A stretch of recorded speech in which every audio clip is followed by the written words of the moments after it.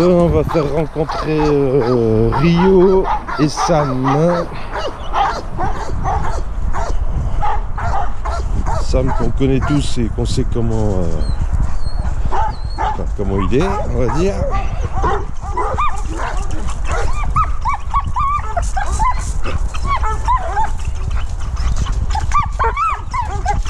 Bon, ça y est, c'est déjà dans un état. Voilà, quand on arrive, alors attention. On va faire comme Marie hier qui a perdu la caméra en route. Déjà,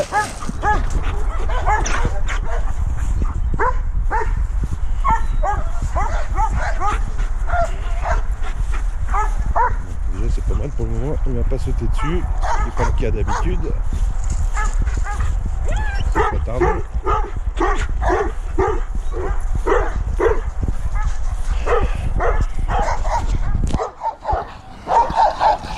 Ouais, Samy, fais pas ton méchant, c'est bon. Ça va, Samy? Allez, viens, on y va. Allez, allez, venez. Faut que Samy. Allez, bichou.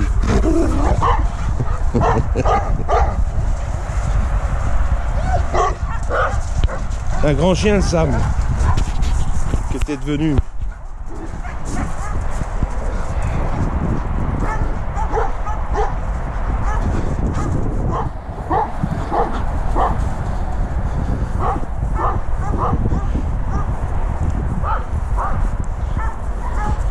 Et pour la personne qui m'a posé la question ce matin sur est-ce que si on sort Rio avec un chien calme, est-ce qu'il pourrait jouer normalement? Bon voilà, ça me passe pas pour un chien calme, mais on le voit toujours avec ses potes et comment il agit. Et si je change, si je sors Sam de son contexte, par exemple que je lui fais rencontrer Rio qui ne se sont jamais rencontrés, et bien on obtient un changement et chez l'un et chez l'autre.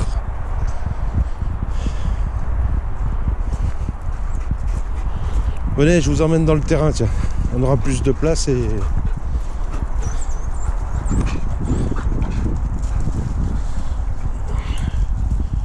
Comme quoi Rio a des capacités d'adaptation. Et qu'en fait, c'est cette notion de réponse. Le chien n'a pas d'intentionnalité, il est toujours en réponse. Ce qui est très mal compris.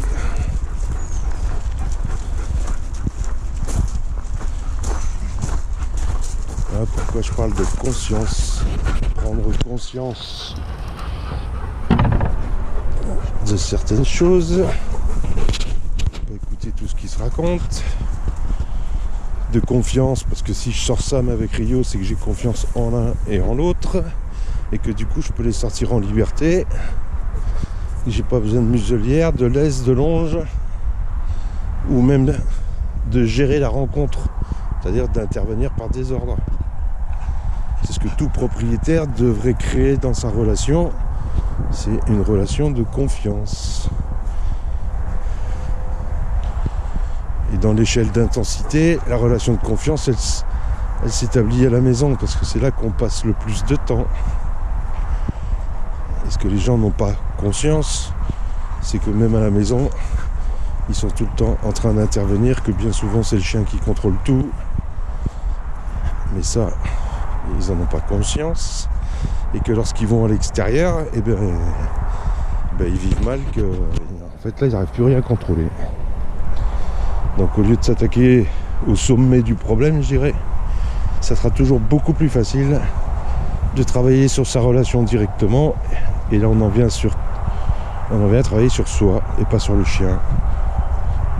Gros avantage, c'est que il n'y aura aucune pression pour l'animal. On va lui lâcher les basques, on va arrêter de lui mettre la pression. Son adaptation va se faire naturellement au fil du temps.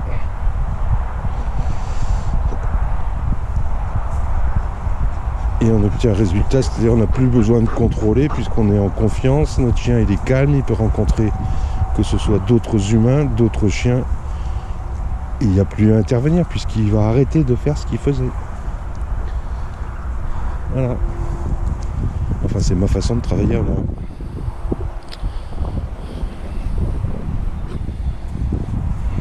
Il y a une logique. Voilà. Alors, on va leur laisser le temps, puisque voilà, Sam est parti faire ses besoins. Et par rapport à la vidéo d'hier où j'ai sorti Rio en laisse, il était dans un état d'excitation, mais toujours en réponse, parce que les autres que j'avais sortis avant étaient également en état d'excitation. Il faudrait qu'on ait un chien super calme pour qu'il ne rentre pas dans cette excitation, comme Filou par exemple. Je ne vais pas parler de mes chiens parce qu'on va encore dire que... Voilà.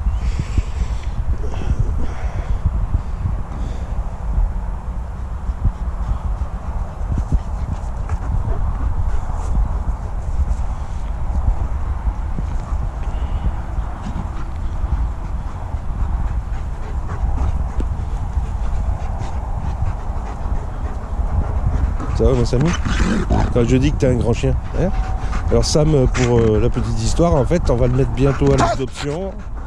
Donc moi, j'ai pas le droit de faire adopter de chien, hein. Je suis un professionnel, je suis pas un refuge, ni une SPA, ni une association. On publiera, on va faire un post qu'on va partager aux associations qui travaillent avec nous, de façon à ce que Sam puisse trouver une famille. Des 15 chiens que j'ai, enfin 16 maintenant avec Rio, mais des 15 chiens, 16 chiens qu'on a aujourd'hui, 3 sont à l'adoption. Nounours que j'ai rebaptisé Orouk, Ozzy, et donc il y aura Sam dans un futur très proche, très prochainement. Sam qui est passé à 2 doigts de l'euthanasie puisqu'il avait eu déjà la dose de calmant afin de lui faire ensuite l'injection en vue de l'euthanasier. Il était passé pour un chien taré. Voilà. Chien. Sam est un chien parfaitement normal. Très sympa, très demandeur de contact.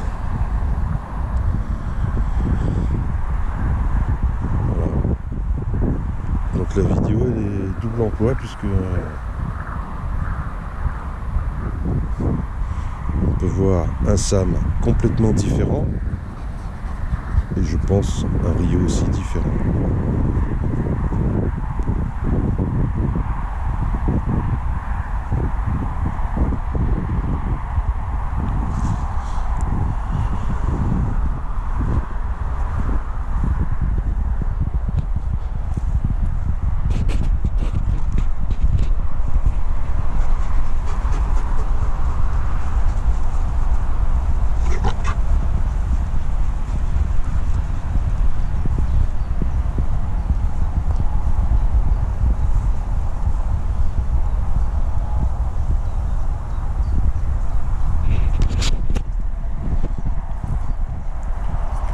Intéressant, non?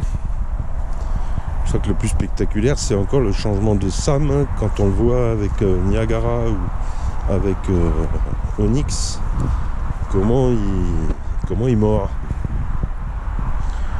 Les gros sont obligés à un moment donné de se fâcher parce qu'il mord fort. Alors que là eh ben, il se passe rien du tout.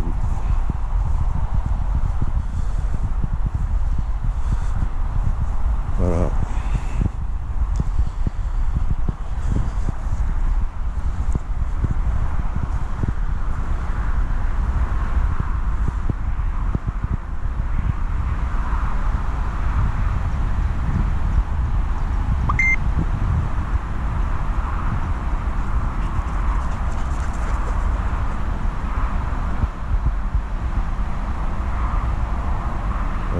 Voilà ce que ça donne en fait.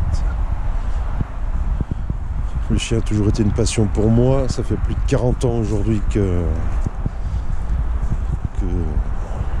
je vis parmi eux, que je me casse la tête à comprendre voilà où j'en suis arrivé, et au final pour m'intéresser davantage à l'humain, parce que sincèrement, hein, celui qui est le plus en détresse, c'est l'humain. C'est l'humain qui comprend pas, c'est l'humain qui passe son temps à interpréter les comportements, mais de façon complètement erronée, je dirais.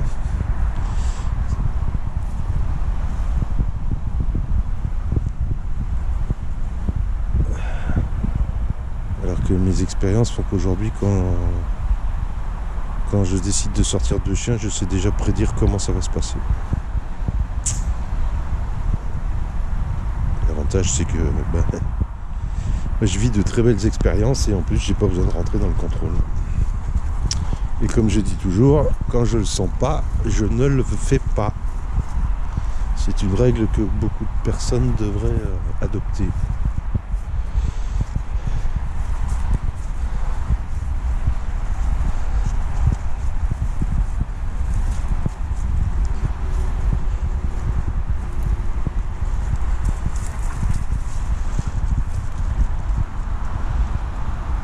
En termes de comportement, voilà ce qui me plaît à moi.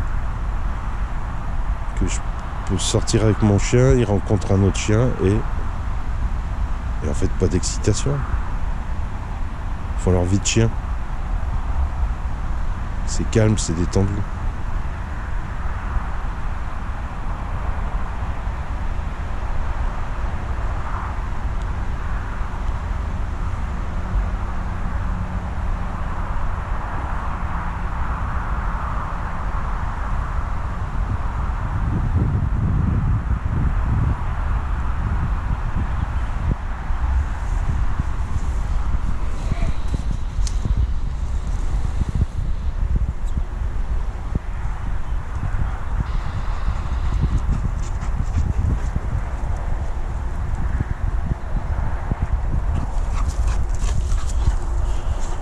Encore aujourd'hui, trop de gens, dans les vidéos qui sont publiées sur Facebook, trop de gens sortir leur chien en longe.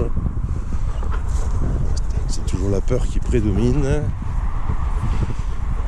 Et que le chien, du coup, il peut pas s'ébattre, il peut pas vraiment faire sa vie, quoi.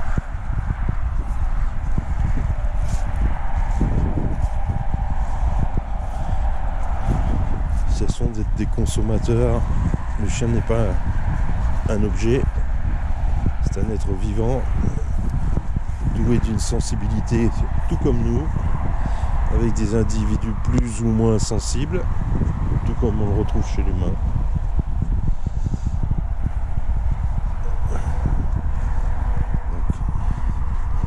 Cessez de chercher à éduquer vos chiens, c'est plutôt apprenez, ouvrez-vous. Faites-vous aider.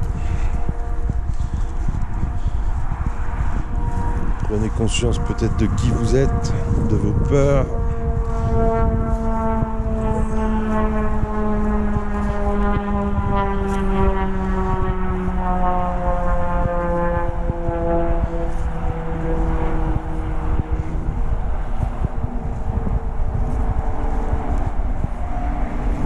Voilà.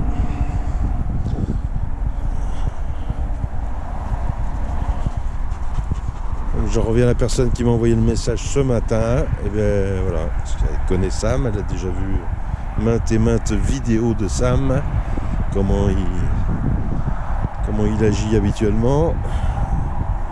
On a vu aussi ces derniers temps, depuis qu'il est arrivé, ça va bientôt faire juste une petite semaine que Rio est arrivé. Et ben voilà, moi je remets pas en question les capacités d'adaptation de Rio. C'est un chien, pour moi, normal. Et s'il a un problème, enfin pour moi, personnellement, si c'était mon chien, il a un problème, mais c'est en aucun cas un problème avec les chiens. Il a un problème vis-à-vis de l'humain et qui a été généré, je suis désolé de le dire comme ça, mais qui a été généré par sa famille à cause du non-savoir.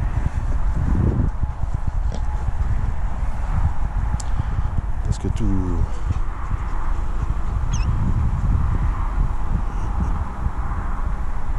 Il faut bien comprendre que ma façon de parler, c'est que ça touche à ma sensibilité. En fait, j'entends tellement de bêtises, même propagées par même des professionnels du chien, qui pensent savoir Parce que dans leur formation, on leur a dit ceci, cela.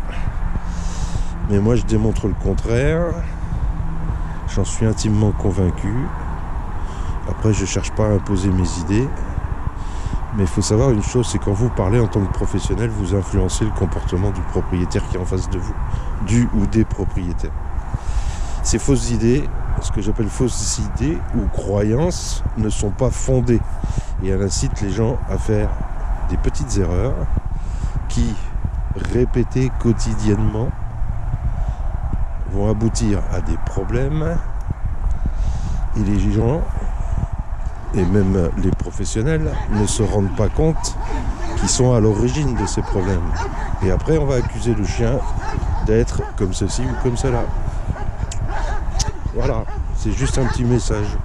Mon rôle à moi, en tant que comportementaliste et avec la façon avec laquelle j'actue, et aujourd'hui, puisque je suis à l'âge de la retraite, et j'ai décidé d'informer, de dénoncer. Ouvrez-vous, entendez, vous n'avez plus rien à faire. Je ne cherche pas, moi, à vendre des formations sur toute la France ou même dans tous les pays francophones. Je suis à l'âge de la retraite, j'ai mes clients. Aujourd'hui, je travaille, c'est par le bouche à oreille, parce que jusqu'à présent, c'est pas Facebook qui me rapporte des clients. C'est le travail que j'ai fait sur mes clients, leur satisfaction qui a fait qu'ils parlent de moi dès qu'ils rencontrent un autre propriétaire qui rencontre lui-même des problèmes et qui me référence. Voilà. Donc voilà. Je sais que je suis critiqué, mais c'est pareil. Il y a des gens qui devraient s'ouvrir et chercher à comprendre pourquoi je tiens tel langage. Ah mon Samy, tu me le cadres le Rio? Même pas. Ou pas, hein? Il n'y a rien à faire en fait. Et ouais.